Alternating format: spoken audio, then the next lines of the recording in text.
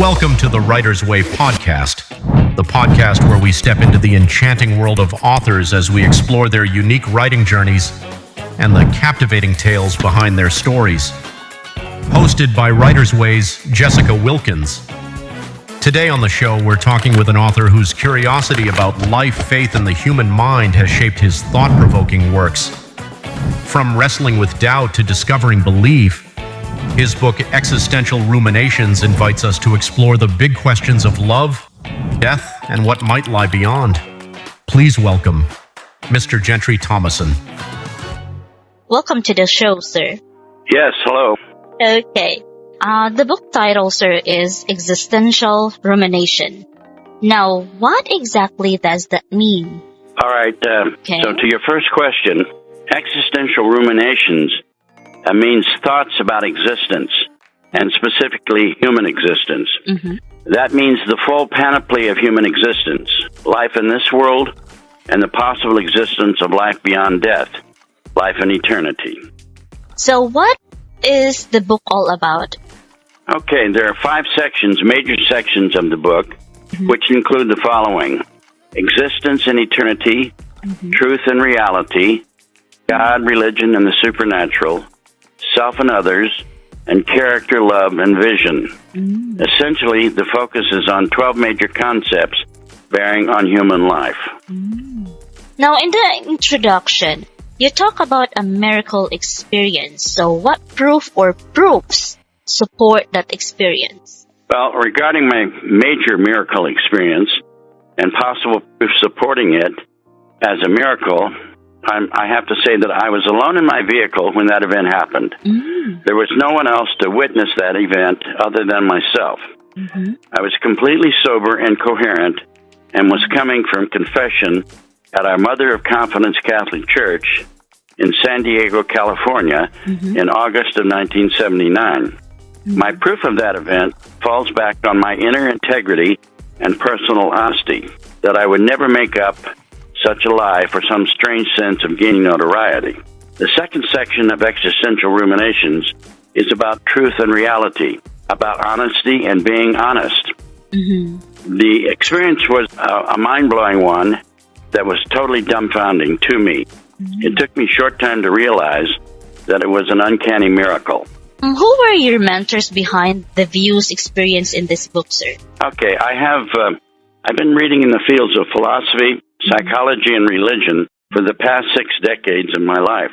The major authors named in my book who were mentors to me were Sigmund Freud, Walter Kaufmann, Friedrich Nietzsche, Bertrand Russell, William Barrett, Albert Camus, Ashley Montagu, and Colin Wilson. And more belatedly, it was also Carl Jung. That's quite a lot. Now, 2 philosophical poems or poemographs cornerstone the book. How do those poems served as an anchor for those?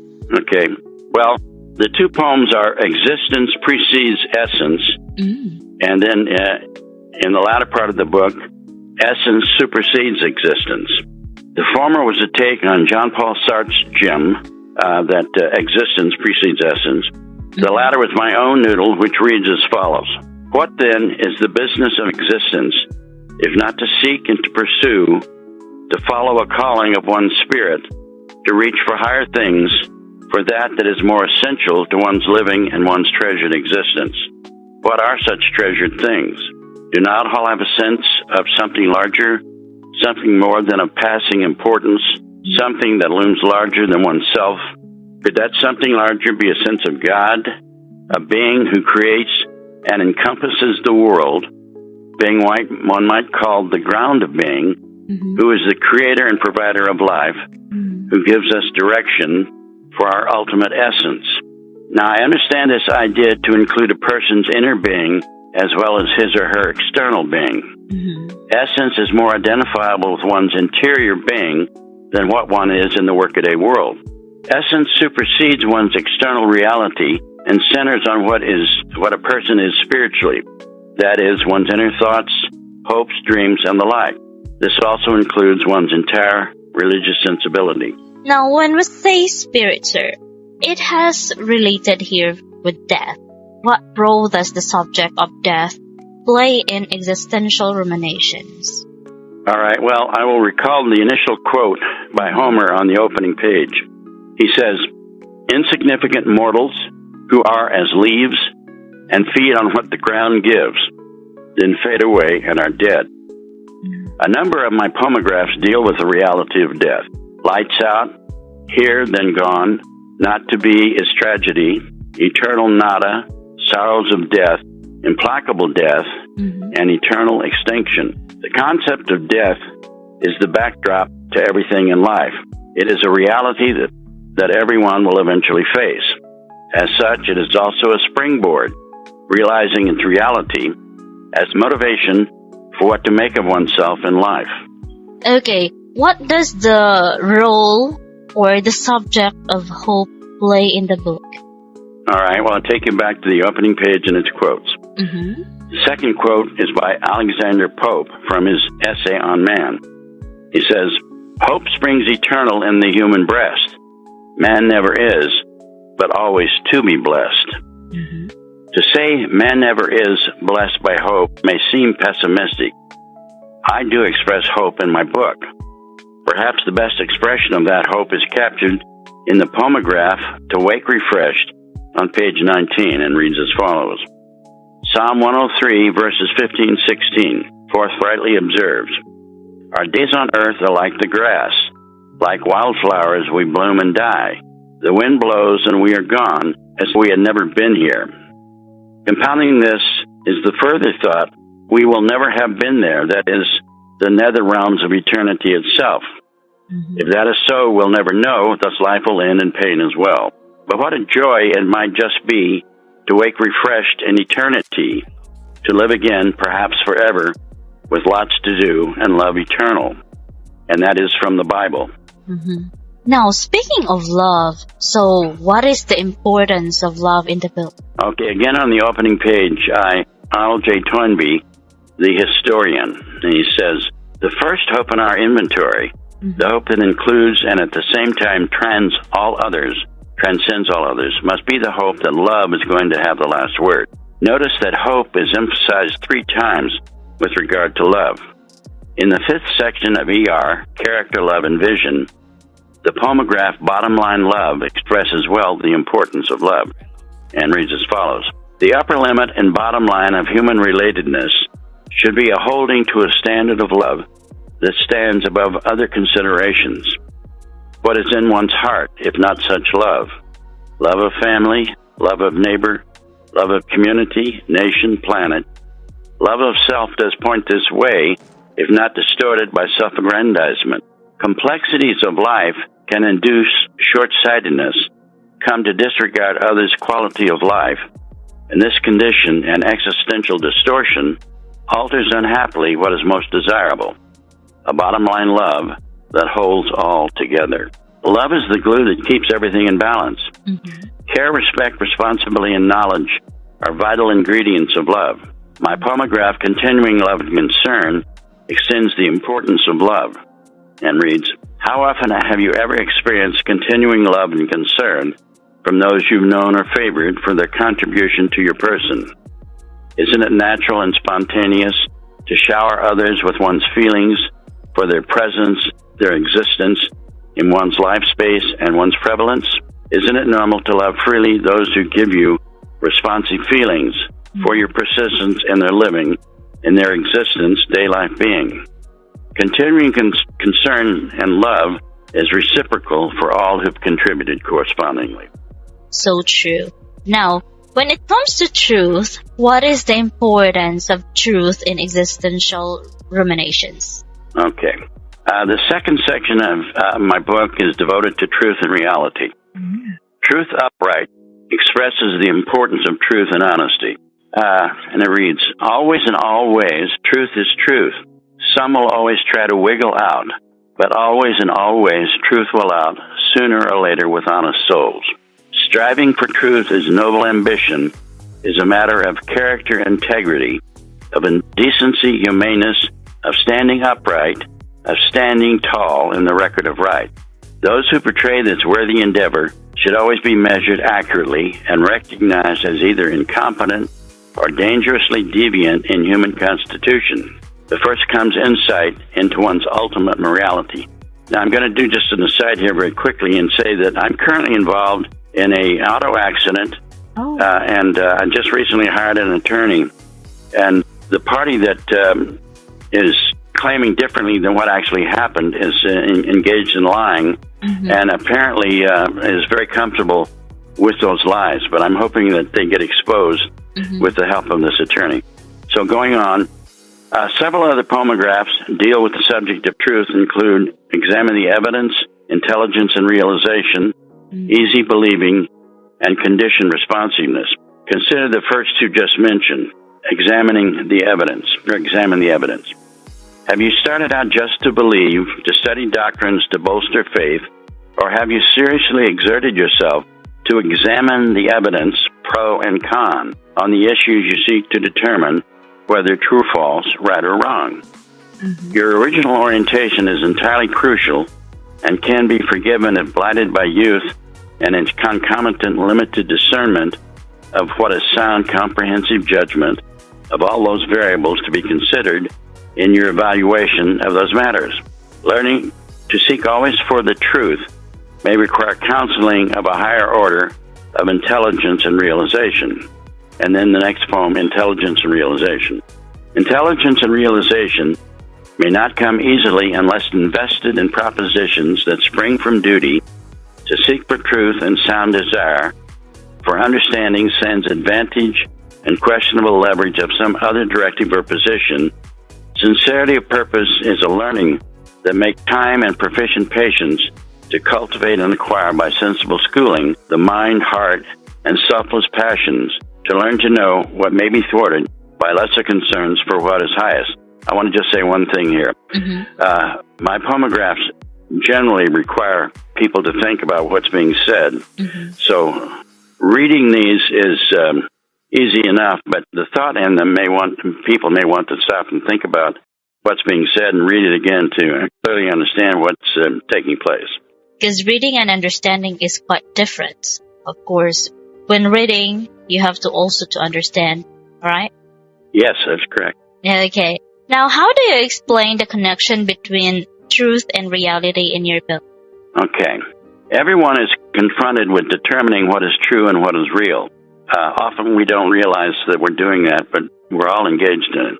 Children believe in Santa Claus and the Easter Bunny because it pleases their young minds. Most adults learn to give up such beliefs somewhere in childhood or early adolescence. Beliefs about reality are encompassed in our minds. Such beliefs are intellectual in substance and composition. So everyone is mental, emotionally, interiorly. It is there that we harbor a sense of reality of what is true and what is false. Some people fail to become self-critical of what they choose to believe and accept as real. Consider the following two poemographs. First, spiritual beings. We are all spiritual beings who need to get in touch with our existential experiences to fully fathom our marvelous individual natures, their complexities of value, of awakening thoughts and emotions, of interconnectedness, with our spacious and towering breadths and depths of meaning that translates and transposes us one to another in a universe of life and feeling and wonderment that is our sphinx-like, all-encompassing reality. And the next one is view of reality. What is your view of reality? Are you aware and knowledgeable of the many forces and influences that have worked their way on you, dominating persons who played roles, institutions and corporate instructions, peers and groups that have influenced you, classrooms and instructors, all these many who've assisted in impressing you their views of what reality is all about? That is a collective set of influences that have served you all your life, from whom you forged your view of reality. Can you articulate your vision's view? Furthermore, I have two other poemographs that bear upon this. One is called Proclivities and Fixations.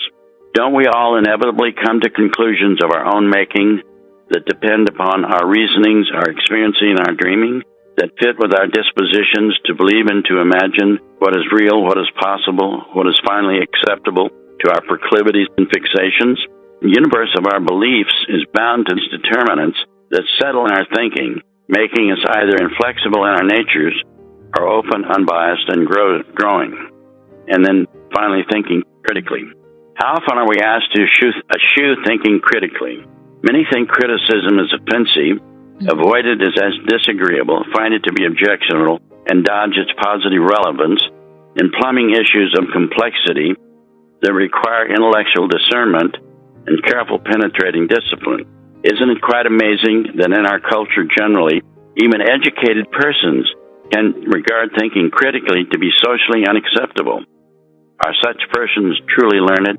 Finally, truth and reality is a complex consideration that requires dedication to examine thoughts and beliefs, to thinking critically.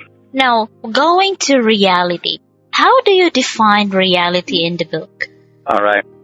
With regard to a world outlook, most especially religion, we are left with subscribing to one of the major religions in its scriptures, while recognizing that much of religion is speculative and based on some form of faith. Science is unable to establish proof for any religious faith, so we are left with the need to speculate on a slender foundation for belief. For instance, Jesus Christ told his disciples he would be returning soon as the Son of Man. But 2,000 years have passed, and we haven't seen sight of him. I have recently read a book by Ruth Hermance Green entitled The Born-Again Skeptic's Guide to the Bible, in which she documents scores of passages in the Holy Bible that paint a dark vision of religious reality in both the Old and New Testaments, pictures that we don't hear of or encounter in regular religious teaching.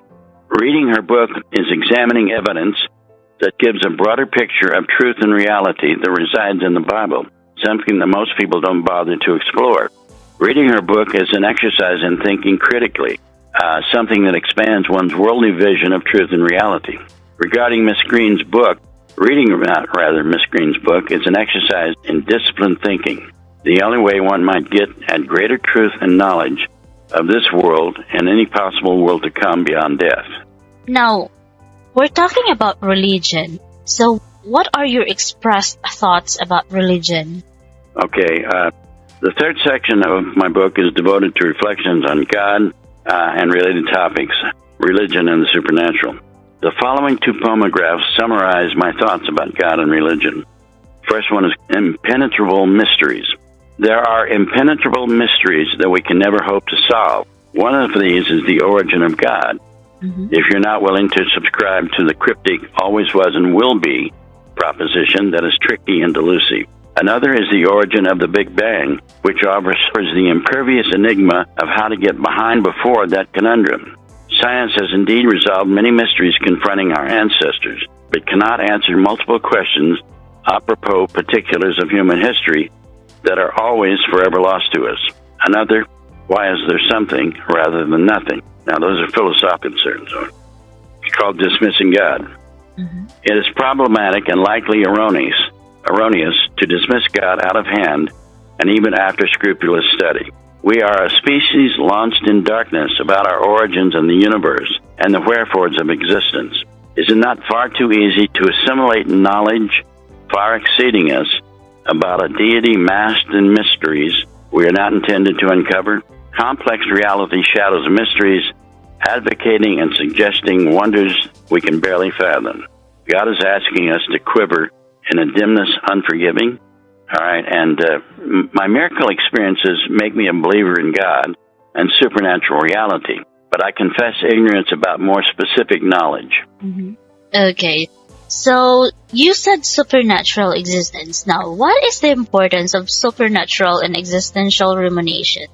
Okay, based upon my major miracle experience in San Diego, California in August of 1979, I can say that experience shook me out of my 20-year-long atheism and forced me to recognize, in honesty and sincerity, that the supernatural is real and possessed of unimaginable powers, moving me in my car 4 miles in an opposite direction than I was traveling. If you think about it, was absolutely astounding. And that reversal was instantaneous. That experience convinced me that the supernatural is real and is to be reckoned with. I do know that an experience like that is not normal nor common in human experiencing. Such power is amazing and remarkable and has profoundly earned my respect. And that experience has convinced me that other miracles do occur, though I think everyone needs to be cautious in declaring any given experience a miracle. Critical thinking and judgment need to be applied in each case. And I will say further that this kind of thing, if you're driving in your car and you're going one direction, and all of a sudden you're 4 miles in the other direction, now I think that sounds fantastic. And I know atheists would say that, you're, and I've had people say, you were drunk, you were inebriated, you were hallucinating, all of these things. None of that was true. I'd been coming from confession, and I wasn't about to start making up lies about my experience. So I know what happened, and it doesn't matter what other people say. And I know, even myself, when I was an atheist, I was doubtful of miracles, but this one radically altered my outlook. Now, you wrote extensively about your major miracle experience. What was your final thought about it? All right. Initially, I claimed that there were a few seconds involved in my major miracle experience, but on further reflection, I recognized that it was instantaneous. The darkness of the night and my comprehension of what had happened created a momentary confusion that caused me to apply a few seconds to its occurrence, but I later realized it happened instantaneously.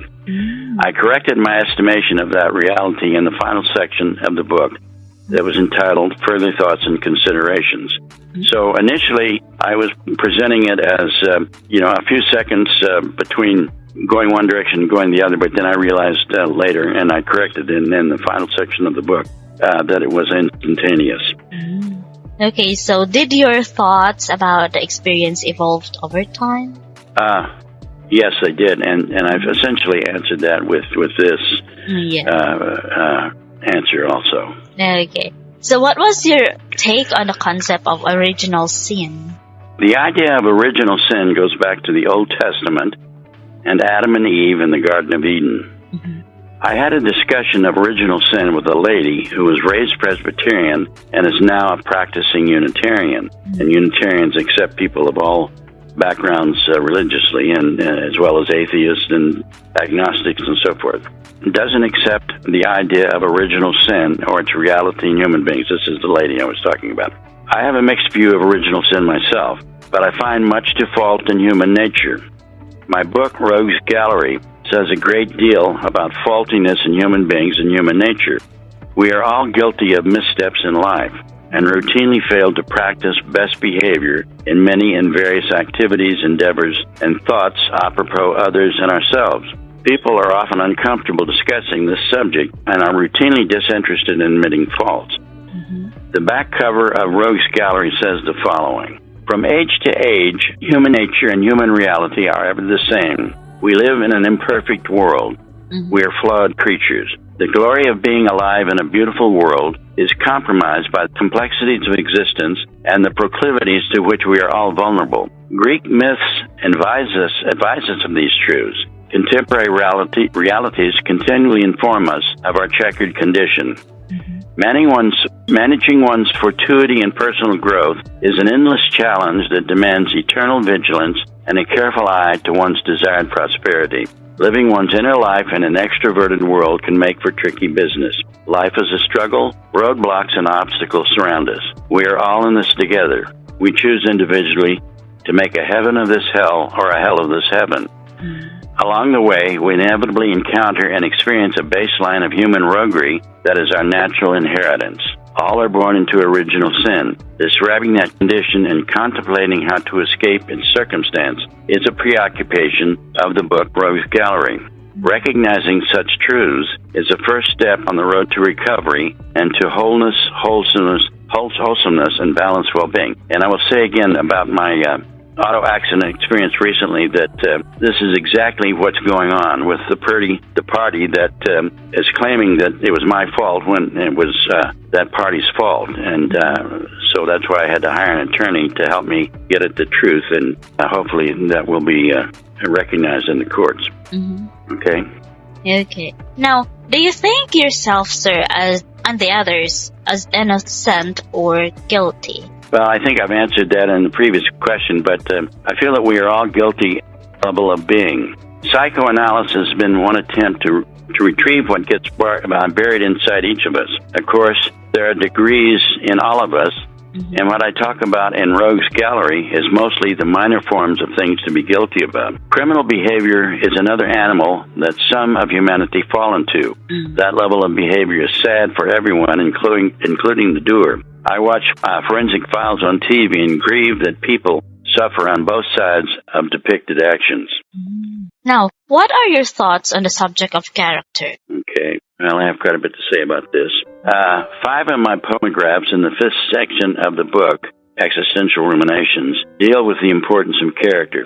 The following 3 poemographs speak to the importance of it. First, character counts. What should the bottom line be for one's eternal salvation? Regardless of what religionists tell us, utmost importance, following their humanly imposed strictures, the real bottom line, as I fathom it, is the practice of humane good character that even atheists routinely practice, and most non-believers, also good people.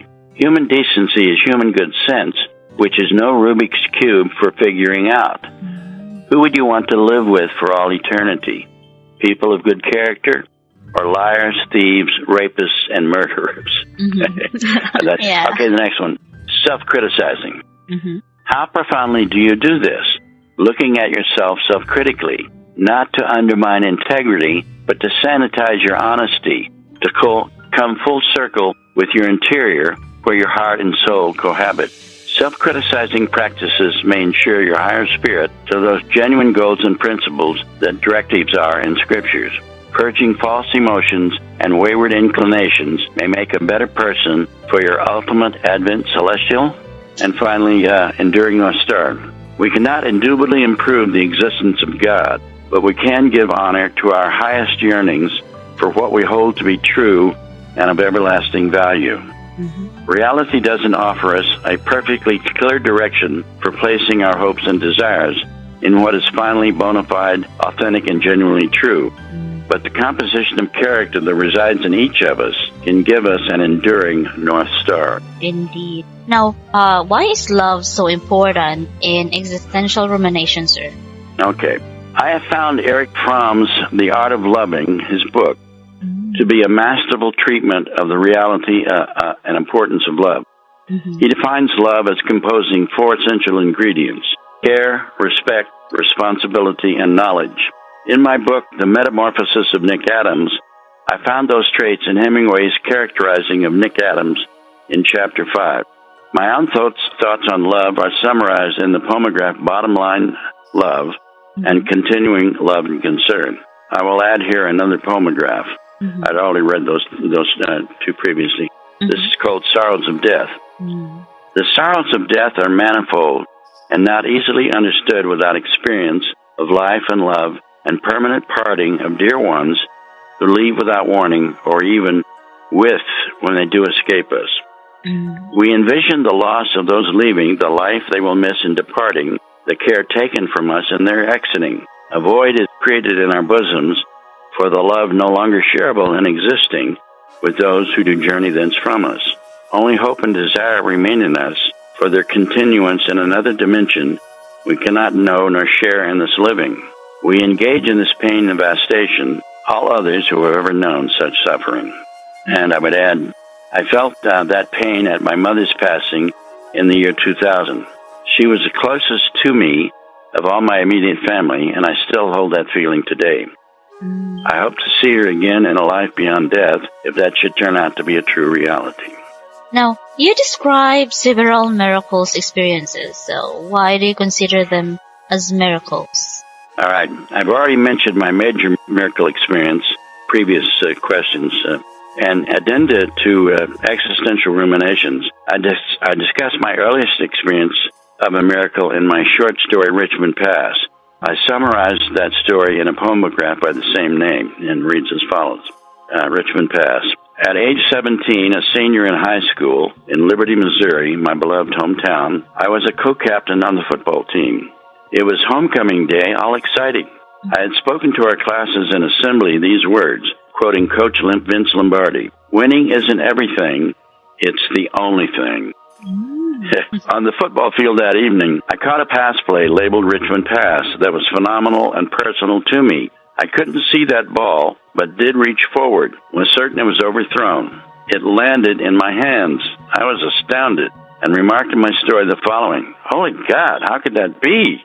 That was the first of three astounding, striking, phenomenal occurrences I have experienced. I've attributed to the interpositioning of divinity. And by the way, on that pass, when I was rounding downfield, I looked back and I could see that the ball was overthrown, and I was just sure I wasn't going to be able to catch it. But when it landed into my hand, I was dumbfounded.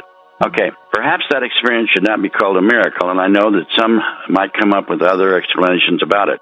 But I was dumbfounded that the football landed in my hands, and for me, it was a minor miracle. My other experience occurred in 1964 outside of my hometown on my way to San Diego in my parents' home. And this was after I had graduated from Officer Candidate School and airborne training in Fort Benning, Georgia. The second experience was my auto crash on the Kansas Turnpike, Highway 35, while traveling to San Diego, my parents' residence. Miraculously, I experienced no significant injury during my triple spinning turnovers before landing upright, facing the opposite of my original direction. My vehicle suffered a total demolition. The driver's side window was smashed completely, almost completely clean of glass. I climbed out of that window with a scratch on my right calf and shattered glass in my hair. I was driving without my seatbelt strapped on and was thrown toward the back seat where I was cushioned by clothing hanging from a horizontal bar. Okay, that was that second experience. My third experience was my instantaneous relocation, discussed and described in my introduction to Existential Ruminations. Okay, so what is the importance of naming music and movies in your book? Well, I think they're both very important, and I try to capture them here with these two poemographs. The first one's called Musical Ears. Some simply don't have musical ears. They can't hear the strains and plains of life and love that go on around them, always and ever, for the fine-tuning in that requires little effort. Growing in stature sensibility stipulates some attention, but nothing excessive in self-exertion. Some accomplish this with polymorphous enthusiasm, while others languish on shores of obliquity. And I'm sure that all of us know people that don't listen to music or enjoy it very much, and those are the people that I'm primarily talking to you about this, that music has a great relevance. And then the other one is educating mind and heart. Books and music seek to educate one's mind, enlarging its essential awareness, introducing subjects new, expanding those in great detail, giving expanse to ever new vistas, presenting challenges to one's thinking, causing thoughts to come alive. Movies and music move to educate the heart, producing depths within and out, enlarging one's emotional marrow, presenting relationships right and wrong, inspiring social psychological realities to adopt, eschew, firming strong one's inner fiber. Okay, so near the conclusion, you critic a review of your work. So what critic is a critic?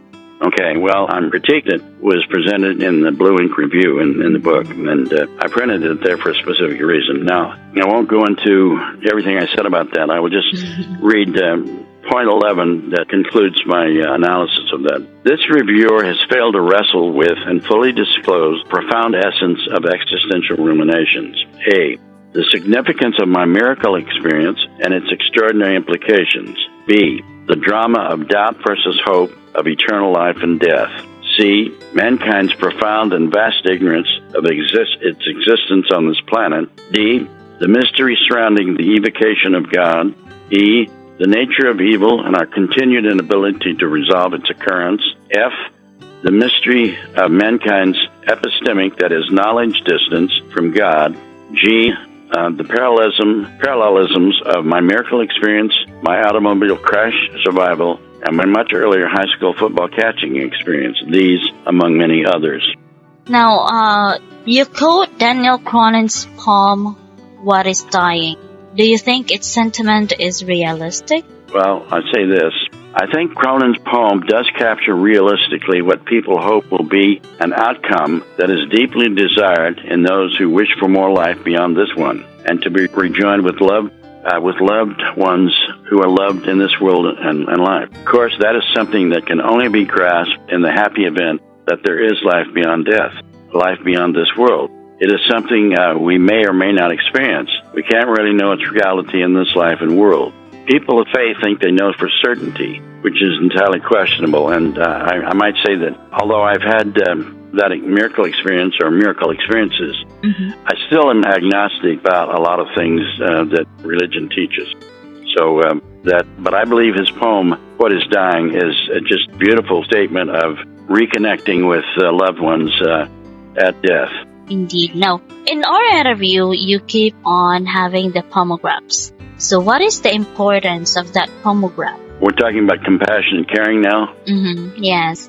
Okay. I think compassionate caring is too frequently missing in this world, especially among world leaders who promote wars, destruction, and death of others and their properties. We can think of Ukraine and Gaza and so forth. If everyone would embrace compassionate caring, this world would be a much happier one. But human nature is far too often irascible and intractable and little given to more set expression. We have many examples from history and our contemporary world that support this unhappy view.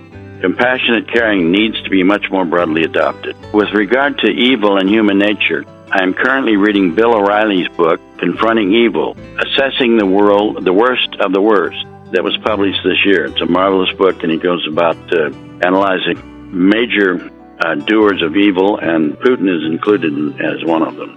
Now, at the conclusion, you print a picture of a ship in stormy weather. What does that image symbolizes for you? I regard the picture of a ship in stormy weather to be an image of myself and my authorship expressions that many might take exception to. I was raised Catholic and don't embrace several dogmas of that church, and so also of Protestant teachings. I suppose I should be called a free thinker, but I do believe my thinking is responsible and disciplined. Now, who is the target audience for this book? Okay. The target audiences for Existential Ruminations and my other two books are 1, thinking persons, 2, college and university students, and I say that because I remember when I was in college that I was very interested in a lot of things like this. 3, seekers after truth, and 4, all who are searching for a vision to embrace and contemplate. My thoughts are grounded in authenticity and scrupulous wonder about life and the world we all live in. Now, do your other publication, your other books like the Metamorphosis, should I say Metamorphosis? Yes, Metamorphosis of Nick Adams. Metamorphosis of Nick Adams. Yes, and Rogues Gallery. So, share our... Rogues Gallery. Yeah. Are they sharing the common theme with this book? Yes, I believe they are. The search for truth, modesty, and doubt about where we are all headed after this life is finished, acknowledgement of our encompassing ignorance about our place in the universe and any universe following death. My first published book, The Metamorphosis of Nick Adams, was a study of Ernest Hemingway's first major protagonist and the drama of experience he undergoes in his life before reaching adulthood and maturity.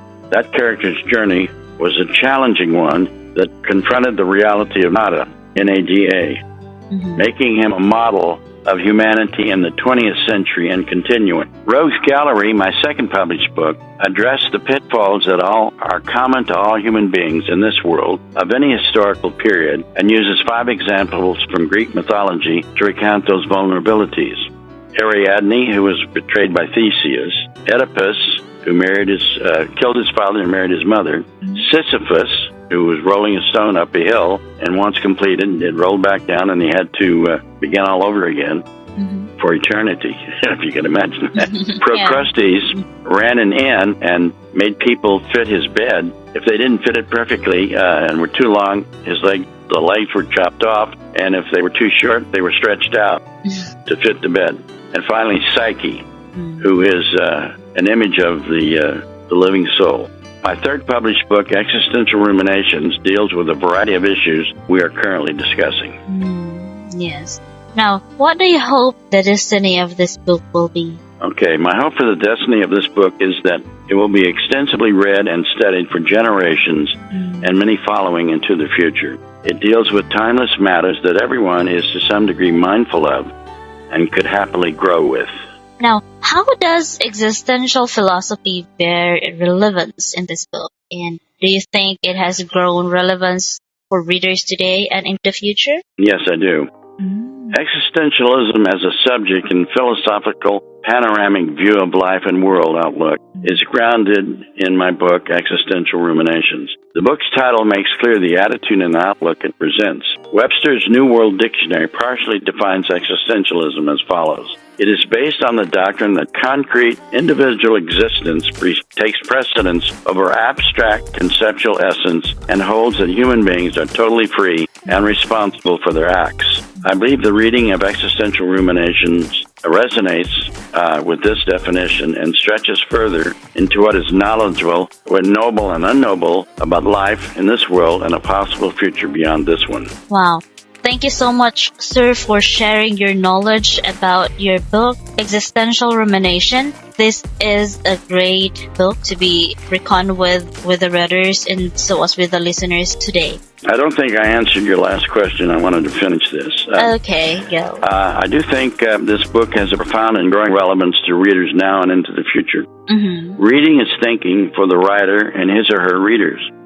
Thinking is universal for all human beings in varying degrees, and some of us will always desire to explore the meaning of life, the universe, and reality, to further one's understanding and grasp of those axioms. Life is short enough, and many will wish to encompass its meaning and the journey we are on. That concludes it. Wow. It's very knowledgeable.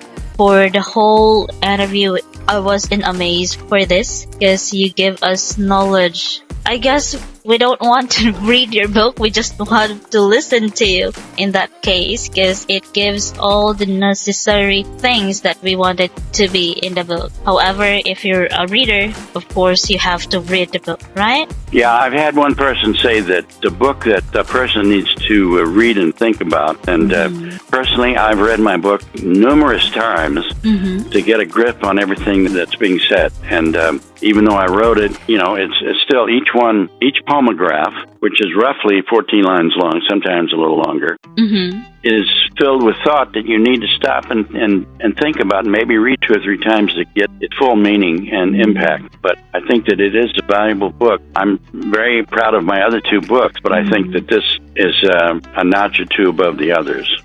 Indeed, sir, because it gives us a pause and reflect of whatever we have done and for all the things that we have read from the book. Thank you so much for sharing that.